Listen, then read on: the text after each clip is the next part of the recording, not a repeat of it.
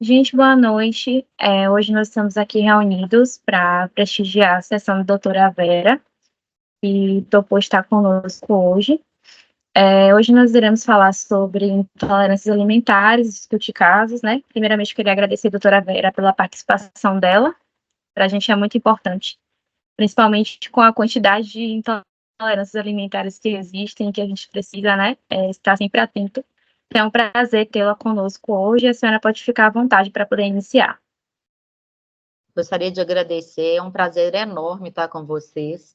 Eu amo alunos, olha que isso é uma coisa rara entre os professores, né? Estou brincando. Mas já coordenei várias ligas aqui em Belo Horizonte, inclusive sou da Comissão Brasileira da FBG do Jovem Gastro. Então, eu sempre falo que a gente deveria construir uma teia, né? Que vem desde os alunos até os residentes, passam pelos preceptores, né? Chegando à sociedade, para que mais gastroenterologistas sejam formados. É uma especialidade um pouco preocupante, eu acho, porque muitas pessoas, aspas, metem a mão na especialidade. O que quer dizer isso? Todo mundo se acha capaz de resolver casos. Olha, eu achei até interessante o nome da liga de vocês, é de gastroenterologia e patologia. Então, eu vou contar um pouquinho da minha história, para quem não me conhece, né? Eu tive o prazer de conhecer alguns de vocês no Congresso de Brasília, né? E falei, olha, se vocês quiserem, eu estou à disposição, e eu estou mesmo. Se vocês precisarem, para orientar trabalho, redação, eu gosto muito. A minha história é o seguinte, formei aqui na UFMG, esse ano eu tenho a honra de contar para vocês que eu estou fazendo nada mais, nada menos que 35 anos de formada, né? Então, já é uma jornada bem grande pela frente. Tenho 6 especialidades ou subespecialidades, mas não sei se você sabe, a gente só pode registrar 2. Então, eu registrei de gastroenterologista e médica do trabalho.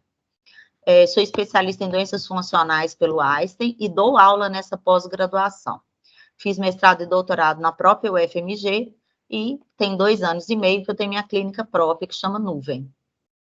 Nuvem, para os curiosos, é Núcleo Vera Ângela Eliane Basques e Medicina, que é minha sócia. Bem, desde que eu formei, eu sempre fiquei muito angustiada com o quanto de conteúdo a gente tem para estudar, né? Eu falo, nesses anos todos eu continuo estudando quase todo dia, né? E aparecem cada dia mais entidades patológicas. A gente não deve falar a palavra patologia. Patologia é uma especialidade médica na qual eu tenho doutorado. Então, os alunos falam assim, o paciente tem essa patologia. Não, ele tem uma entidade patológica, ou 2, ou 3, que sejam, né? Embora os próprios professores errem isso um pouco. E, nos últimos anos, a própria Gabriela falou assim para a gente, olha, a quantidade de intolerâncias alimentares é muito grande. E eu faço uma pergunta para vocês refletirem. Será que as intolerâncias estão aumentando? Ou será que nós, médicos, estamos as reconhecendo mais? Né? Então, é uma angústia que a gente fica.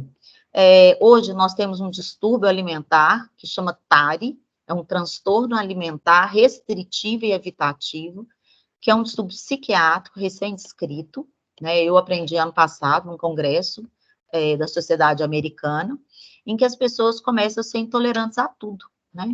Então, é aquele paciente que eu tenho certeza que vocês conhecem, ou talvez um amigo, um colega da escola, não precisa indicar, não, que fala assim, eu não posso comer lactose, eu não posso comer nada que tem glúten, eu não posso comer frutose, eu passo mal, e a pessoa começa a restringir tudo que ela come, né? Você faz exames, os exames estão todos normais, mas ela acredita que ela é intolerante.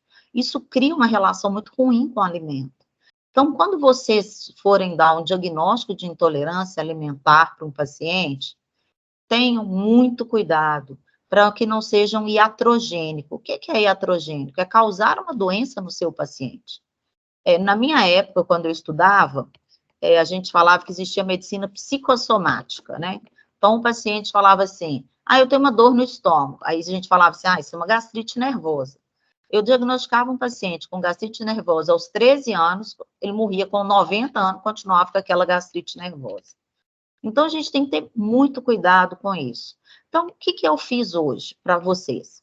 Eu vou discutir alguns conteúdos das intolerâncias mais prevalentes que nós temos e nós vamos, a partir delas, estudar o conteúdo teórico. Como eu falei para o Gustavo e para a Gabriela, eu posso disponibilizar esse material se vocês quiserem, e a aula que vocês estão gravando, se puderem me mandar, para mim vai ser muito importante. Aqui na minha clínica, a gente tem uma coisa muito legal. Não tem só a parte de atendimento ao paciente, a gente tem um núcleo de ensino. Então, nós recebemos residentes, nós recebemos pós-graduandos do Einstein e também alguns alunos de liga.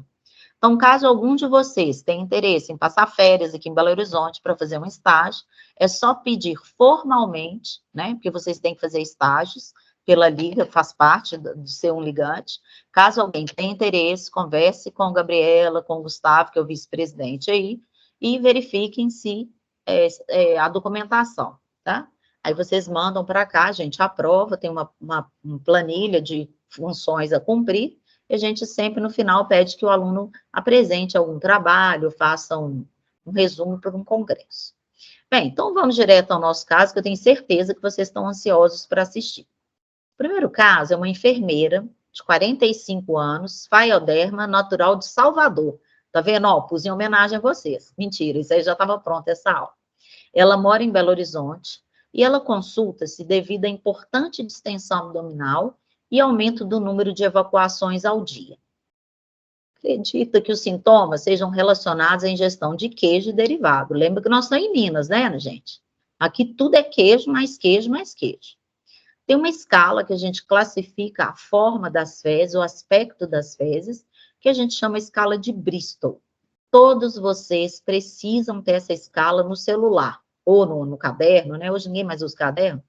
E aí o paciente vai falar assim, doutora, eu tô com diarreia. Ah, tá bom. Aí você olha a escala de Bristol e fala assim, dessas formas aqui, qual a senhora tem? E ela falava o seguinte, não, realmente eu tô com diarreia, doutora, porque antes eu ia 4 vezes por semana, e agora eu estou indo 2 vezes ao dia com fezes mais amolecidas.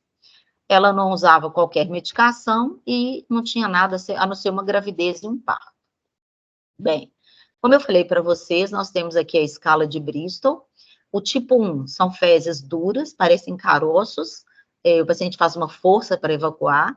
E o tipo 7, a paciente sai com água pura. Então, a paciente relatava que eram fezes amolecidas, mas ainda tinham pedaços que podiam ser eram mal definidos, mas podiam ser visualizados. O tipo mais comum, o esperado, é variante 3, 4 e 5. Normalmente, o 4 é o mais comum. Bem, então a paciente tinha esse tipo 6 aí. Você solicitaria algum exame? Meninos, agora é uma parte que é muito importante. Que exames vocês pediriam para a paciente que está com uma diarreia, não está com febre, não está na epidemia de dengue nem de Covid? Que exames vocês pediriam? Alguma ideia? Eu pediria o hemograma, importante. A gente poderia pedir também plaquetas, né? Para poder fazer essa avaliação panorâmica geral. Tem uns exames que geralmente são pedidos para poder avaliar também função, principalmente função hepática, função renal, mas sem dúvidas eu pediria também um parasitológico de fezes, importantíssimo. Isso. Então, a Gabriela está falando? Isso, gente, Gabriela. Todos os outros podem responder, tá? Eu não estou vendo o rostinho de ninguém, então pode ficar tranquilo, eu só estou vendo a minha tela mesmo.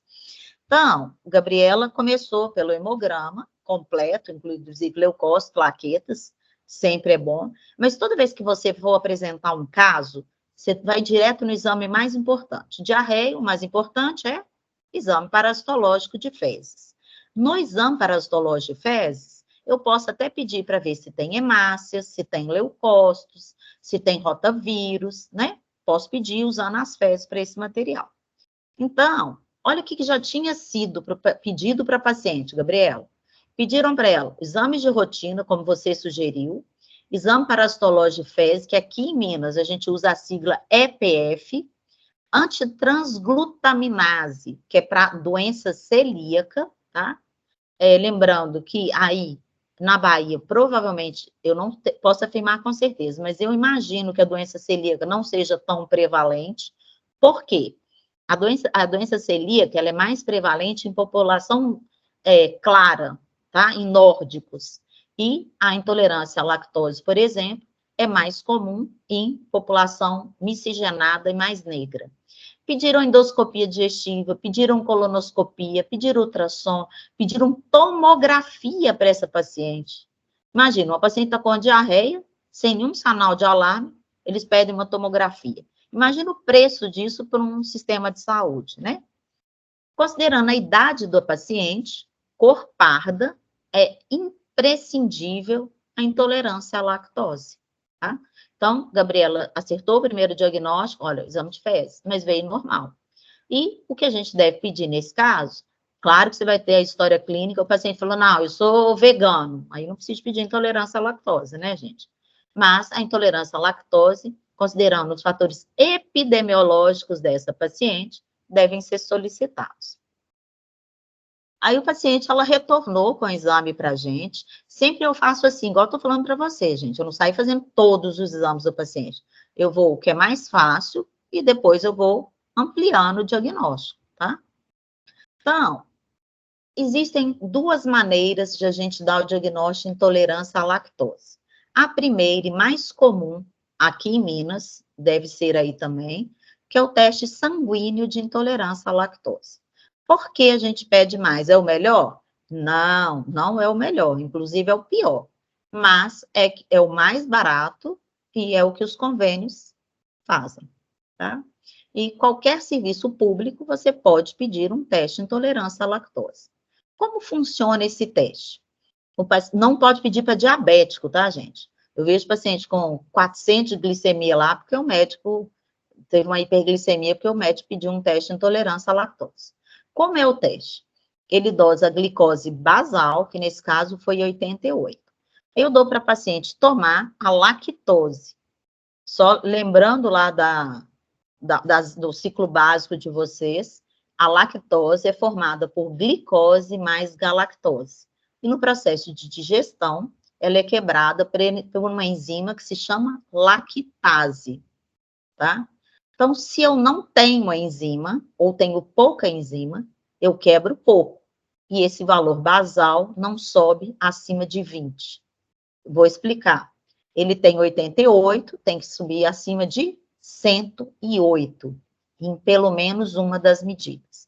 Então, repare bem, aos 30 minutos subiu para 98, depois subiu para 96, depois subiu para 102. Então, nenhuma das vezes o paciente teve um valor acima de 108.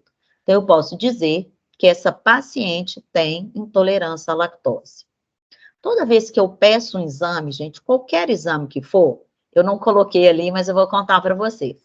A minha residência não é de gastroenterologia, eu tenho prova de título.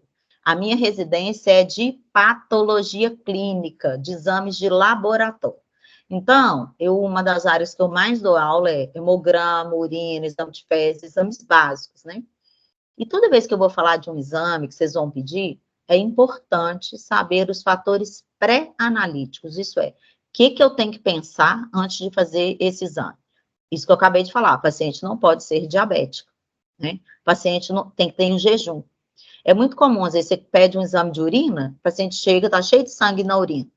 Aí a paciente, você fica apavorado, aí você pensa, você estava menstruada? Ela fala, estava. A culpa é sua, que não pensou nesse fator pré-analítico. Bem, voltando ao nosso exame, então virei para a paciente e falei, olha, realmente a senhora tem uma intolerância à lactose, vai melhorar? Não, não vai melhorar. A intolerância à lactose, ela tende a piorar com a idade, porque as lactases, elas ficam no enterócito, indo lá para a histologia, e o que ela faz? Ela, com o tempo, ela vai diminuindo, tanto é que vaca não toma leite, cachorro não toma leite, adulto, né? Só a gente que toma leite. Então, qual que é o tratamento? A gente considera como alimento, nem é medicamento, é a lactase. A lactase industrializada, ela pode tomar um comprimido ou normalmente mastiga o comprimido, ou colocar um envelope no que você for comer, junto ou um pouquinho antes da alimentação. E eu perguntei para ela, mas é só com leite que você passa mal? Ela falou, não, doutora, às vezes eu não comi leite e passo mal. Por que isso acontece? Porque às vezes ela lembra de ontem, mas ela não lembra de anteontem, que ela comeu uma canjica, um monte de leite e tal. Mas eu sempre peço uma coisa que é muito barata, prática, que é o diário alimentar. Como se faz um diário alimentar? Ela anota no papel o que ela comeu e os sintomas que ela teve. E tenta repetir aquela alimentação, trocando um ou outro alimento para tentar identificar qual está causando o sintoma. Bem, aqui para mostrar para vocês uma imagem, que é exatamente o que eu falei, é a lactose, a lactase quebrando em glicose e galactose. Bem, a forma de utilizar, eu mostro essa imagem, você pode colocar o sachê, ou pode dar o comprimido, e ela pergunta assim, doutor, é um sachê, 2 sachês? O próprio paciente que vai testando a quantidade. Normalmente, um sachê de 10.000 unidades é suficiente para comer um pedaço de queijo.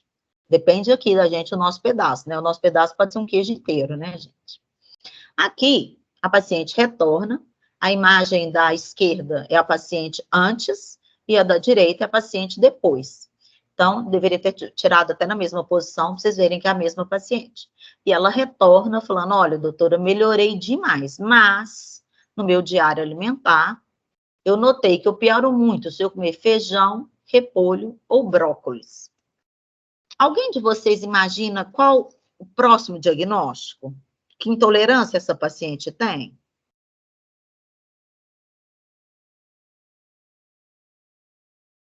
Alguém passa mal aí comendo esses alimentos, gente? Poderia ser intolerância à frutose? Frutose poderia ser. Você sabe que em mulher, a segunda intolerância mais frequente que a gente vê é a frutose? Mas essa intolerância que eu vou mostrar para vocês é uma intolerância que eu confesso que há pouco, assim, eu estudo isso há uns 10 anos. Quando eu comecei a estudar, que eu descobri, eu nem sabia que existia, que chama intolerância a carboidratos complexos. Algumas frutas têm. Você sabe uma das frutas que dá mais sintomas, gente? É banana. E às vezes o paciente chega para a gente e fala assim: não, doutora, eu passo mal se eu comer uma banana. Aí eu falo, e a comida tão levinha? Não, gente, banana é realmente triste para dar problema. Uva também. A banana pode dar intolerância à rafinose, pode dar intolerância à frutose, tá? Banana pode dar, sabe o quê? Uma síndrome látex fruta, que é muito interessante. São normalmente em crianças que, quando ela come a banana, ela põe na boca, ela começa a pinicar a boca toda, tem um quarto alérgico. Então, fiquem muito atentos à banana, tá? Nesse caso, que é a rafinose? Esse livro aí, foi uma residente, a Lívia foi minha residente, a gente escreveu um livro muito legal, que é um livro de casos clínicos comentados em gastroenterologia, tá faltando até um S ali. E a intolerância à rafinose. A rafinose é uma molécula de carboidrato muito grande, olha aí na imagem à esquerda, tá? E para que ela seja digerida, a gente precisa de uma enzima que chama alfa-galactosidase, que quem produz essa enzima são as bactérias boas do intestino. E eu preciso para digestão de quê? Amendoim, pinhão, o pessoal do sul come muito, cevada, granola, feijão, ervilha, lentilha, principalmente o feijão. Feijão é uma tragédia. Couve-flor. Então, o paciente come, ele fica estufado mesmo, parecendo que ele vai explodir, né? Bem, então aqui eu mostrei para vocês os alimentos, com uma imagem mais didática dos alimentos que nós temos com rafinose, que são carboidratos fermentáveis, né? E que podem dar muitos gases, tensão abdominal e mal-estar. Tá? Para a gente fazer a digestão desses alimentos, essa imagem aqui é bem didática. Nós temos a rafinose, que é essa molécula grande, que é composta de galactose, glicose, frutose. Eu preciso da enzima, como eu falei para vocês, de alfa-galactosidase, que eu vou fazer a hidrólise dessa enzima, desse carboidrato, e dividir em pedaços menores. Aqui nós temos a sacarose, e eu vou ter uma sacarase que vai quebrar aqui também, tá? E o tratamento, gente, nós temos no mercado, também não é considerado remédio. Eu citei o nome comercial, porque é o único existente, chama Digelive, um alívio da digestão, né? Então, você mastiga um comprimido ou coloca um pó no prato, toda vez que for comer aqueles alimentos daquela lista. Aqui está a apresentação que nós temos no mercado, tá? Querem perguntar alguma coisa desse caso, gente? Eu não.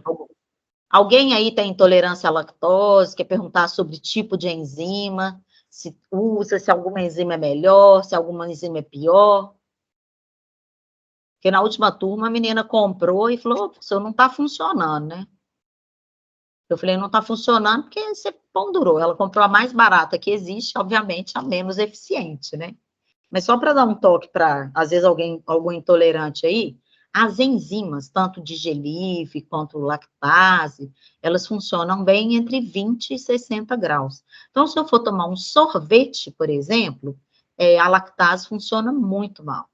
Então, nós temos o mercado internacional, que é o Lactaid, tipo Band-Aid, né, o aid de auxílio, e ele tem, inclusive, na foto da caixa, um sorvete, porque mostra que a eficácia dele é melhor.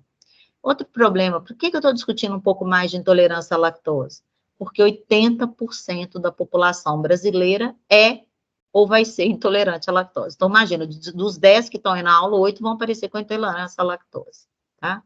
Outra coisa que a gente percebe, que as pessoas, quando ela descobre que ela tem uma intolerância, fui juntar a palavra descobre com intolerância, elas começam a ficar neuróticas, começam a ler rótulo de tudo. Outro dia uma ligou, ai, doutora, é um absurdo. A senhora me passou um comprimido que tem lactose na cápsula. Gente, intolerância em gramas. Aquele teste que eu falei, o sanguíneo, sabe quanto que a gente oferece para o paciente?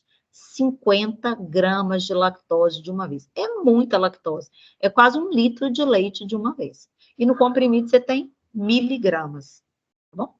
Então, vamos para o caso 2. O caso 2 é uma paciente, é um caso muito interessante, fique atento, de 23 anos, que consulta devido a dor e distensão abdominal desde a infância.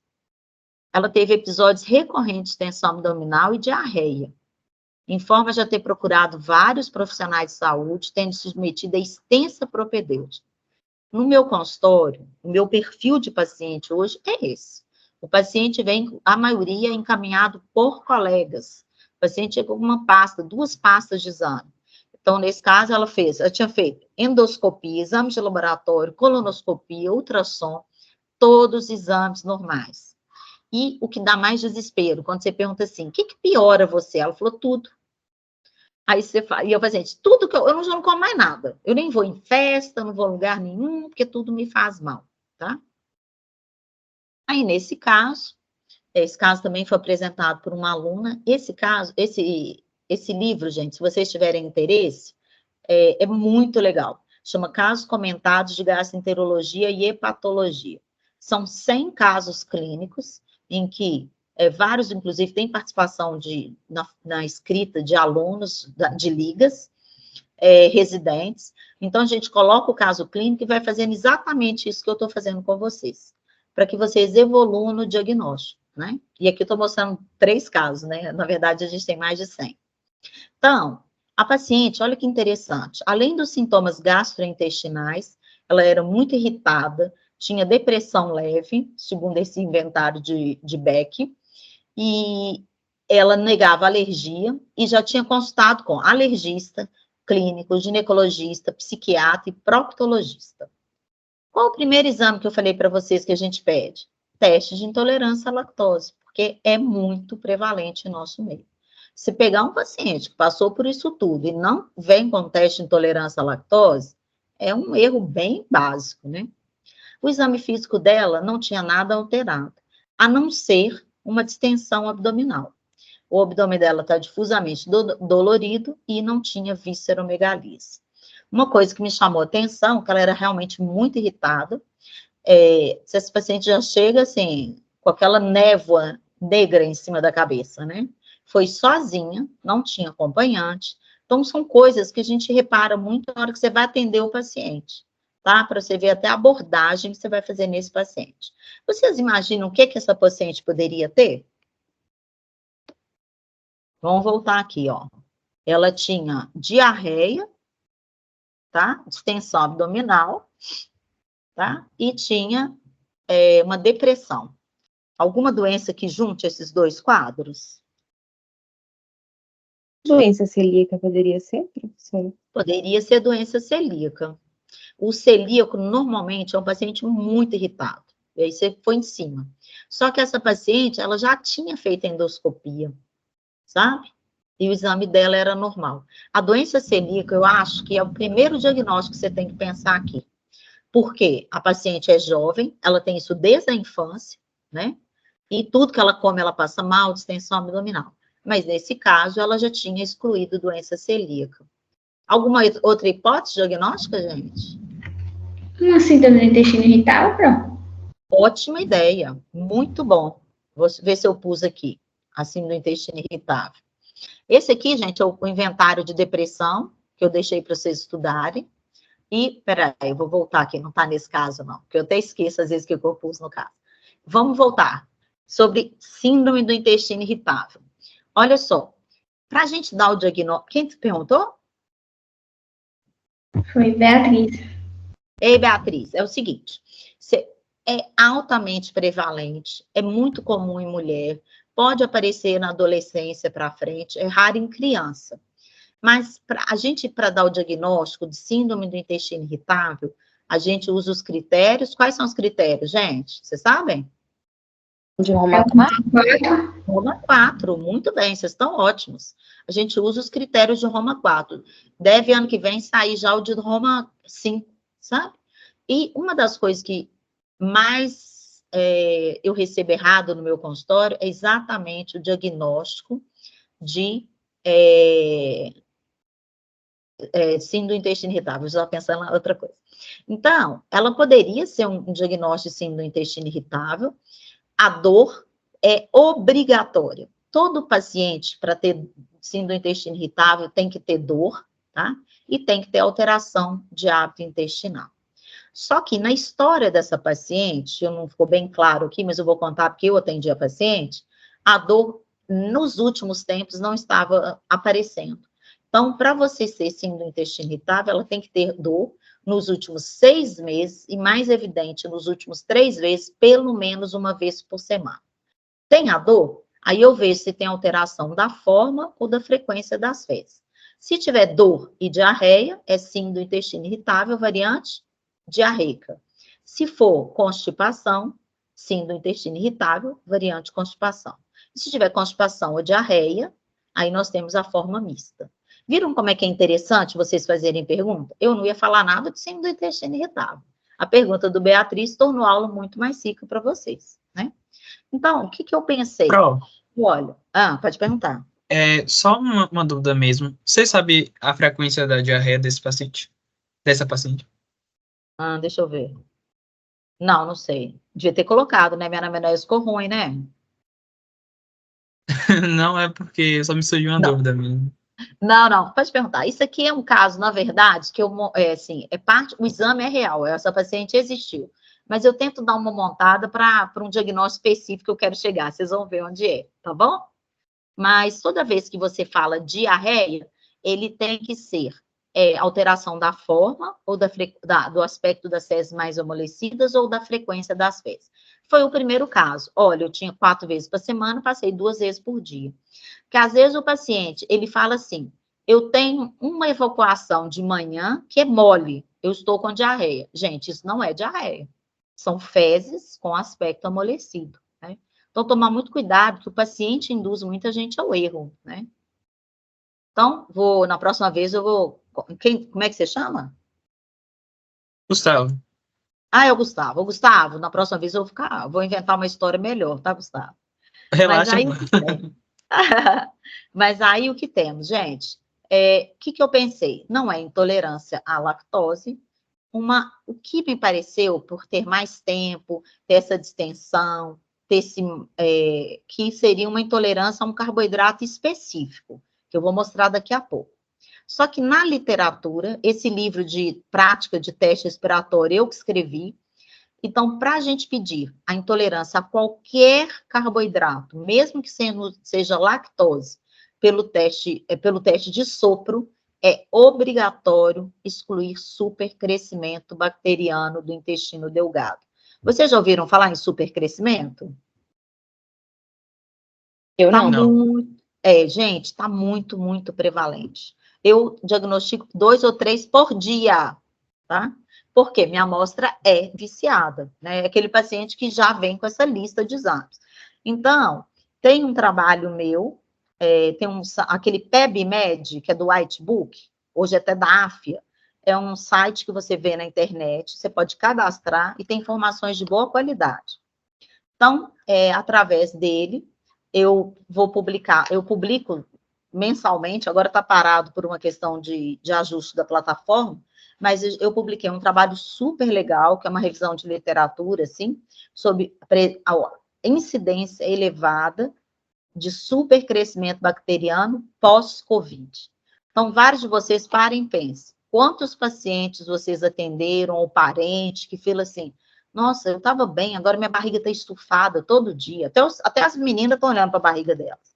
E fala assim, eu não tinha nada, depois da Covid, eu apareci com a barriga muito inchada, eu já tirei leite, já mudei minha alimentação e continuo com distensão abdominal. Nesse caso, pode ser supercrescimento. Vou explicar como que é o exame para vocês. Esse é o aparelho que eu uso na minha clínica, chama EasyH2. A gente dá muito curso, inclusive, de como fazer esse exame. Você vai pedir para o paciente fazer uma dieta de 12 horas, que não tenha nada que fermente. Vai pedir para ele fazer um jejum de 12 horas também. E vou pedir para ele soprar o aparelho. Eu vou medir quantas partículas de hidrogênio ele vai ter no sopro, um sopro normal, não é sopro de espirometria, não. E aí eu vou anotar esse valor. A seguir, a gente dá um substrato. O que é substrato? É o que eu vou fazer o teste. Por exemplo, lactulose. Nessa situação, eu dou essa lactulose para o paciente, ou glicose, e vou passando o tempo e vou vendo se há um aumento da produção de hidrogênio. Vou mostrar para vocês de uma forma mais gráfica, tá? Esse paciente aqui, então, a gente fez o teste dele, primeira leitura foi 0, 15 minutos foi 0, depois foi 0, depois foi 0, 0, 0. Então, exame normal, não teve supercrescimento bacteriano nesse exame. Na verdade, o meu raciocínio, eu não estava pensando em supercrescimento bacteriano. Eu estava pensando em outra intolerância que está diretamente relacionada à depressão, que vocês agora vão aprender. Mas, para fazer esse teste, primeiro eu tenho que pedir o do supercrescimento. Então, eu estava no meu raciocínio, estava indo legal. E aí, eu pensei, o teste está normal, o que eu vou pedir? Eu vou pensar que eu tenho uma intolerância, pode ser frutose, pode ser frutano, lactose não é, porque ele já fez. Pode ser galactano, pode ser polióis. Qualquer um desses carboidratos, ele aumenta a carga osmótica, ele aumenta a fermentação, aumenta a entrada de água no intestino, aumenta a produção de gás, aumenta a distensão abdominal, altera a motilidade, pode dar dor, distensão e flatulência. Então, baseado nisso, eu continuando na minha linha de raciocínio, pensei, quais intolerâncias poderiam ser? E a intolerância de frutose é que ela está muito relacionada ao quadro da minha paciente. Porque lactose não era. Ela pode dar sim do intestino irritável, como a Beatriz falou, aqui ó, IBS, todos os tipos, com constipação, com diarreia. A gente fez o teste de intolerância à frutose. Esse teste de intolerância à frutose é a mesma coisa que eu expliquei para vocês do supercrescimento. Só que em vez de eu dar a lactulose, eu dou a frutose. E é muito bacana. O teste dura 3 horas, por quê? Na primeira hora, a gente espera que a frutose esteja sendo absorvida pelo intestino. Lembrando que a frutose é um monossacarídeo. Ele não é quebrado como a lactose, tá? E depois de 90 minutos começou a subir. Por quê? Não foi absorvida, ela chegou no cólon, as bactérias do cólon fermentaram e produziram muitos gases. Não é maravilhoso? Primeiro caso de intolerância à frutose que vocês estão tendo. Então, e para que seja realmente um teste positivo, guardem isso, que é muito importante. A paciente precisa ter sintomas. Se o teste estiver alterado e ela não teve sintomas, o exame mostra apenas que ela não absorveu bem o carboidrato, mas ela não tem intolerância. Esse caso foi muito interessante. A hora que eu falei para a paciente que ela tinha intolerância, ela começou a gritar. Ligou para a mãe dela, falou: tá vendo? Você falou que era maluca, eu tenho intolerância à frutose, meu exame está alterado, sabe? E aí eu peguei e mostrei esse trabalho para ela, que foi produzido também pelos meus alunos, tá? E mostrando o seguinte, que a frutose, esse F aqui, nesse receptor GLUT5, ele entra por esse receptor, tá? E esse receptor, vou passar para o próximo slide, é o mesmo que pode passar o triptofano. O que é o triptofano? Não sei se vocês lembram. É o precursor de quem? Da serotonina. Então, se eu tiver uma má absorção à frutose, bloquear totalmente esse receptor e não passar o triptofano, o paciente vai ter depressão. Viram que está diretamente ligado ao quadro da paciente? Aí você fala: Vera, como é que você pensou nisso? Eu que escrevi o trabalho, né, gente? Então, eu atendi a paciente depois que eu escrevi o trabalho. Então, toda vez que eu vejo um paciente com quadro de depressão e alguma alteração intestinal, eu vou excluir, sim, do intestino irritável, mas vou excluir também intolerância à frutose. Gostaram do caso? Pro, eu tenho uma dúvida. Sim. Pode perguntar. Legal. Essa paciente poderia ter intolerância à lactose, intolerância à lactose também? Ela não, você lembra do início da história? Ela já tinha feito. Sim, mas no caso, poderia ter coexistir essas duas intolerâncias no paciente? Pode. Tem paciente que tem frutose, lactose, frutano. O frutano é uma das intolerâncias mais difíceis de ser diagnosticadas. É aquele paciente que fala assim: olha, eu fiz exame para doença celíaca e deu normal, mas se eu tirar o glúten, eu melhoro. E aí, por quê? Grande parte dos trigo, desses produtos de pão, essas coisas, eles têm um carboidrato que chama frutano. Então, em vez de eu usar o carboidrato frutose, eu vou dar frutano para o paciente tomar. Então, eu tenho uns 12 pacientes com intolerância a frutano. E é um aparelho relativamente barato, é um teste que não é caro e que traz um benefício muito grande. E Salvador aí deve ter no máximo 3 pessoas que fazem esses testes para dar diagnóstico. É uma coisa que a própria instituição pode ter esse aparelho. Vocês podem fazer uma pesquisa aí. É bem legal. Obrigada, Pro. Nada. Mais alguma dúvida, gente? Não, professor. Tá. Então, qual seria a conduta terapêutica? Olha, para lactose, eu dou a enzima lactase. Só que o frutano é um monossacarídeo, não tem como dar nada para ele. Então, a gente trabalha a dieta. Vocês já ouviram falar de dieta Food Maps? Quer dizer, não é food, é FOD, né? Já é FOD. para glúten, né, Pro? Ou para síndrome do intestino irritável? Síndrome do intestino irritável, falou muito bem. A dieta FODMAPs, que é um acrônimo, né, que não pode ter óleo-sacarídeo, não pode ter disacarídeo, não pode ter monossacarídeo, não pode ter polióise. Ela é uma dieta que torna infeliz o ser humano, né? Mas a gente usa, eu tenho uma experiência, tem capítulo de livro escrito sobre isso, a gente usa ela por um mês. Eu tiro todo o alimento desses grupos e depois eu reintroduzo. Ela foi inventada por Gibson, que é um pesquisador australiano. Ele, inclusive, vocês têm o aplicativo da plataforma, vocês podem baixar um app, e o próprio paciente, às vezes, pode fazer a dieta, né? O grande problema é que os pacientes, às vezes, têm uma melhora e não querem reintroduzir os alimentos. Isso é muito grave, porque ele pode desenvolver um distúrbio psiquiátrico, como eu falei para você, que é um distúrbio de adversidade. Ele tem aversão aos alimentos, né? E aí, vocês podem perguntar, será que prebióticos, simbiótico é um prebiótico ou um probiótico, podem ser úteis? Não.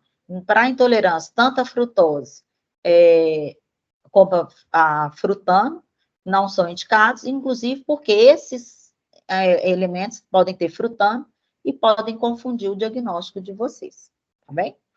No meu caso, eu encaminho para a Nutri fazer o acompanhamento. Aqui a gente tem uma subespecialidade da nutrição, não é da nutrologia, em que eles estudam a modulação intestinal a partir da modificação alimentar, que é umas coisas bem bacanas que a gente pode fazer, principalmente quando você tem supercrescimento bacteriano do intestino delgado. Esse trabalho a gente escreveu também com um grupo de alunos, é um trabalho sobre a dieta FODMAPs, em que ele mostra que esses grupos alimentares, eu coloco aqui para vocês, qual que é o grupo dos frutanos, que é trigo, centeio, cebola, alho. Gente, um dos alimentos que dá mais sintoma no paciente é alho. Então, se você consegue restringir alho do alimento desse paciente, já tem um benefício muito grande, tá? Então, quando você come esses grupos de alimento, o quê? Uma distensão abdominal, aumento da produção de hidrogênio, que é que eu pesquisei no meu teste, aumento do gás carbônico, que eu não posso pesquisar, porque todo mundo libera gás carbônico, e metano, que é o CH4. Hoje a gente está tentando desenvolver um aparelho aqui no Brasil que meça metano. Infelizmente, a gente não tem. Quando o paciente ingere isso, ele vai ter distensão, flatulência e diarreia, tá? Gente, vamos para o último caso, que é muito legal também. Tenho certeza que a maioria de vocês, vou acertar quase 100%, nunca viu falar nessa alteração. É uma paciente maquiadora que ela procurou o gastro, especialista em doenças funcionais. Olha que legal. Ela falou, eu quero um gastro que entenda da minha distensão abdominal. Aí eu atendi essa paciente, ela estava em sofrimento muito grande, ela muito ansiosa, com a barriga muito inchada, uma paciente muito magra, malhada de academia, e falava, olha, doutor, eu não tenho intolerância a nada, tá? Mas eu tinha feito antiendomíase para doença celíaca também. Então, ela fez tudo quanto é exame que existia. Mesmo assim, gente, olha que interessante. Ela procurou um nutrólogo, tem muito medo de nutrólogo, gente, que prescreveu milhões de vitaminas, milhões de oligoelementos, hormônios, chip hormonal, né? E passou para ela uma dieta sem glúten, sem lactose, com baixa ingestão de frutose. E ela era muito sistemática, assim, ela fez rigorosamente. Porém, ela falava, já acordando, eu já tô com a barriga inchada, tá? Bem, aí ela fazia jejum intermitente, atividade física todos os dias, não tinha cirurgia de vesícula, por quê? Cirurgia de vesícula aumenta o risco de supercrescimento, porque torna... Tá vendo que eu tô mostrando para vocês tudo que eu raciocino quando eu tô olhando para um paciente? A cirurgia de... vou começar do início. Uso crônico de antibióticos aumenta o risco de supercrescimento.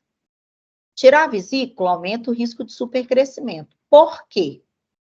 Porque o pH fica mais alcalino. Quando você faz uma abdominoplastia, você tira a capacidade do intestino de se distender. Então, você pode ter uma dissinergia de diafragma e ter esse quadro. Não usava medicamento nenhum. Bem, olha essa paciente, como eu falei para vocês, musculosa, né? E tinha uma barriga. Vocês conseguem ver a barriga dela? Bem importante, né? Sim. Sim. Ela era muito triste com essa barriga, porque ela falava, gente, eu malho na academia. Você vê que ela é muito, muito magra, né? E aí, que exames eu solicitaria? O que vocês acham agora, conhecendo os exames que eu já pedi? O que vocês pediriam para ela? Precisa pedir intolerância à lactose? Ela já tinha feito? Ela não... Essa que é a pergunta, muito legal. Ela não tinha feito. Mas eu não pedi porque ela não toma leite. Entendeu? Então, assim, para que você vai pedir uma intolerância à lactose para uma paciente vegana? Agora, no caso, tem escrito que ela tinha muitos sintomas, né? Quais eram esses sintomas? Ela tinha, o mais que incomodava ela é distensão Era distensão abdominal? É. E aquela sensação que ela estava sempre estufada, ela comia e já estava estufada, já acordava estufada, entendeu? O que vocês solicitariam para ela? Professora. Doutora, perdão. Não, eu eu tenho acho uma professora mais dúvida. chique que doutora. Diga. No primeiro slide, falava sobre negar o uso de goma de mascar. Eu gostaria de saber por que a pergunta da goma de mascar. Muito bem atenta. Goma de Como é que você mascar chama? poderia causar. Alicia. Hã? Alicia. Alicia, essa pergunta eu saltei, tá vendo? Eu devia ter explicado para vocês. A gente tem um quadro, essa história clínica, ela é muito mais longa do que essa que eu estou contando, tá? No livro ela é gigante. O goma de mascar está diretamente relacionado com gases e eructações, porque você tem um quadro que chama aerofagia. Eu mastigo os chicletes e engulo o ar. Aí eu arroto o ar. Eu mastigo os chicletes, engulo o ar e mastigo o ar. E arroto o ar, né? A gente tem um exame que chama manometria de alta resolução esofágica, e o mais interessante chama pH impedanciometria. O paciente fica com a sonda 24 horas e eu consigo monitorar se esse ar que ele está pondo para fora é um ar que chega só no esôfago que ele arrota. Isso está muito direcionado a quadro psiquiátrico. Então, vocês têm que perguntar para a paciente, toma água. Hoje eu peguei uma, que ela ela compra por semana 2 fardos com 6 garrafas de água com gás. E ela está reclamando que tem refluxo, gente. Não tem jeito de não ter, não. Então, foi por isso. Para a gente excluir a aerofagia. Que exame vocês solicitariam, então, pessoal? Então, eu acho que nesse universo das intolerâncias, né, sendo um pouco tendenciosa, eu poderia suspeitar de intolerância à histamina. Não sei se caberia, porque eu acho que ela precisaria preencher alguns outros critérios, né? Tem relacionado à topografia, tem manifestação no trato gastrointestinal, pele, sistema circulatório. Ou então, eu poderia pensar também na síndrome látex fruta, que eu sei que existe. Essas duas, gente, nesse site PebMed, Alice, eu tenho a descrição desses 2 quadros, tá? São partes do diagnóstico diferencial, mas nesse caso, repare bem, a paciente, praticamente ela não comia nada. Sabe o que ela comia? A alimentação dela se resumia a pasta de amendoim, 2 ou 3 legumes, tipo assim, chuchu e abóbora, só. Comia fruta, só abacate e limão, que não tem frutose. Então, a gente já exclui síndrome látex fruta, já exclui praticamente intolerância à frutose. Aí, lembra que eu falei para vocês que antes de pesquisar qualquer intolerância, eu tenho que pedir que teste? Intolerância à lactose. E depois, o supercrescimento. Então, eu pedi o teste de supercrescimento, veio positivo, eu fiquei muito feliz, me achei a pessoa mais inteligente do mundo. Falei, nossa, sou fera demais, descobri. E aí, tratei ela com antibiótico rifaximina, que é o padrão ouro, baratinho, R$680 a caixa, 650, a gente adora. Depois deu um probiótico, que age no eixo cérebro-intestino, e ela voltou falando da seguinte maneira: doutor, estou super decepcionada. Gastei uma fortuna e não melhorei. Gente, dá uma dor no coração quando o paciente fala isso. Aí, por sorte, eu tinha o diário alimentar. Lembra que eu falei para vocês? Vocês têm que pedir? E ela comia pasta de amendoim de manhã, de tarde e de noite. Qual o diagnóstico da paciente? Intolerância. Agora foi difícil mesmo, gente. Não fica triste se vocês não sabem, não. Porque esse foi o primeiro caso que eu descobri. Substância do amendoim, né? Seria alguma substância do amendoim.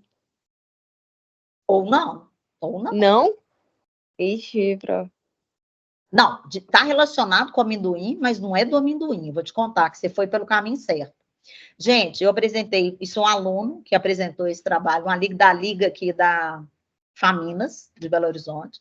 Esse menino, ele foi fazer estágio comigo, no primeiro dia apareceu esse caso lá, ele publicou e ganhou um prêmio no congresso. Tem gente que dá sorte, né? Quando você vai comprar o amendoim, qual preocupação que vocês têm de comprar o amendoim? Vocês compram a granel, vocês compram fechado? Não importa. Tanto faz. Alguém aí come pasta de amendoim? Vou entrevistar quem come pasta de amendoim. Um voluntário. Tiara. Eu já comprei amendoim para fazer a pasta em casa, assim. Ótimo. Tá, você fez sua pasta de amendoim, toda bonita e tal. Onde você guarda ela? Eu comprei e botei na geladeira. Olha, uma menina inteligente, gente. 99% das pessoas que malham na academia comem pasta de amendoim e deixam em cima da bancada da cozinha. Então, o que eu suspeitei? Eu nunca tinha visto nenhum caso assim, mas eu já tinha estudado, né? Eu vi num congresso fora do Brasil. E eu suspeitei que devia ser aqui o supercrescimento bacteriano. Eu vou mostrar esse trabalho para vocês. Então, esse trabalho eles pesquisaram um grupo de pacientes com supercrescimento. 40% tinham só crescimento bacteriano e o restante tinha fúngico. Então, eu suspeitei. Ah, já passou. Olha que bonita que ela ficou com o meu tratamento, gente. Não é maravilhoso? Muito. Então, gente, voltando aqui, eu dei um spoiler. Eu suspeitei de supercrescimento fúngico. Por quê? O fungo do amendoim é altamente contaminante. Ele pega as ínfias. Se eu pegar um saco de amendoim de 60 quilos, tiver um amendoim com fungo, ele vai contaminar o saco todo. Eu tenho que jogar o saco todo fora. Alguém vai fazer isso? Não. Ele vai vender o amendoim para ela e ela vai fazer a pasta de amendoim, tá? Então, o que acontece? Eu propus para essa paciente, escrevi no prontuário, tá, gente? Olha, a paciente concorda de fazer um estudo off-label de tratamento empírico com fluconazol e tal. A paciente assina, concorda e tal. E eu fiz e ela ficou maravilhosa. Então, é um super crescimento fúngico do intestino delgado. Meninas, fiquem muito atentos. Quando vocês estiverem com candidias de repetição, entendeu? Que é muito comum na mulherada, barriga distendida, você pode ter um super crescimento fúngico no intestino. O fungo, ele fica armazenado no intestino, guardado, e quando você tem uma baixa de imunidade, as hifas, vai haver uma translocação desse fungo para a vagina, e o paciente aparece com candidíase vaginal. Também pode ser quando tem micose de pele, micose de unha, tínia. E a paciente é tão gentil que ela escolheu a mesma roupa, vocês viram, para fotografar. Bem, esse é o meu contato, meu telefone pessoal, esse é o e-mail da minha clínica.